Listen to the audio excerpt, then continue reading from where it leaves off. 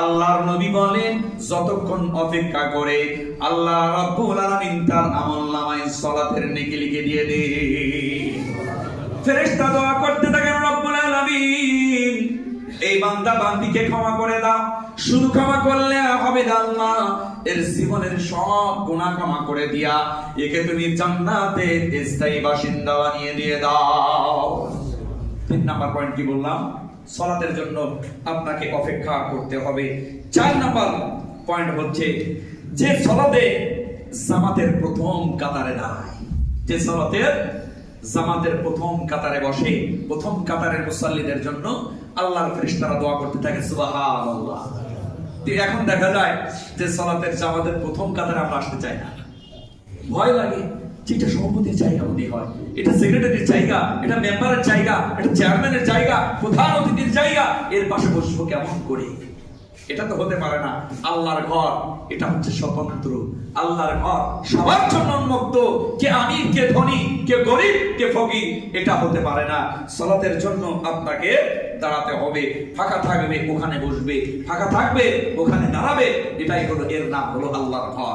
এখানে স্বজনপ্রীতি চলবে না, এখানে কারোর জন্য জায়গা স্থান আপনার জায়গা নির্ধারণ করে বসার সুযোগ আছে নাই। কিন্তু দেখেন, আমার বাড়ি সাতক্ষীরাতে গুনাহগার কাঠি একটা নাম রয়েছে, গুনাহগার কাঠি। তো আমরা অনেক সময় মস্কারা করে বলি গুনাহকর কাঠি, অর্থাৎ ওখানে যারাই যায় যারা পাপ করে। তো ওইখানে আমি একদিন গেলাম, দেখার যায় জুমার সালাত মানে সময় হয়েছে। তো যাওয়ার পরে আপনার কি বলবো, প্রায় একটা 10 হয়েছে।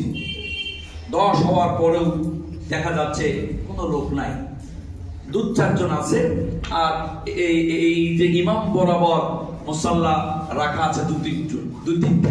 তো আমরা যারা সালাফি মানহাজের আহলে হাদিস, আমাদের টার্গেট থাকে কিন্তু মসজিদ ফাঁকা থাকলে সামনের কাতারে যাওয়া। তো সেই অনুপাতে আমি সহ আমার ওই আরো 2-3 জন ওরা সামনে যেয়ে বসেছে। তো আমি একটু পাশেই ছিলাম।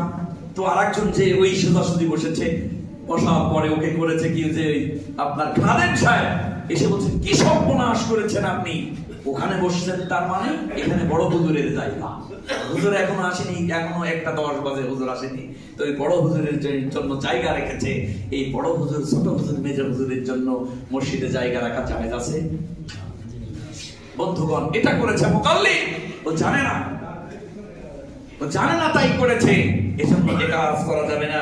সালাতের কাতারে আপনি যদি প্রথম কাতারে দাঁড়ান, আল্লাহর নবী বলেন এই প্রথম কাতারটা হচ্ছে তার জন্য ফেরেশতাদের কাতার। ফেরেশতারা তার উপরে সাকিনা নাজিল করেন সুবহানাল্লাহ। তাহলে আজকের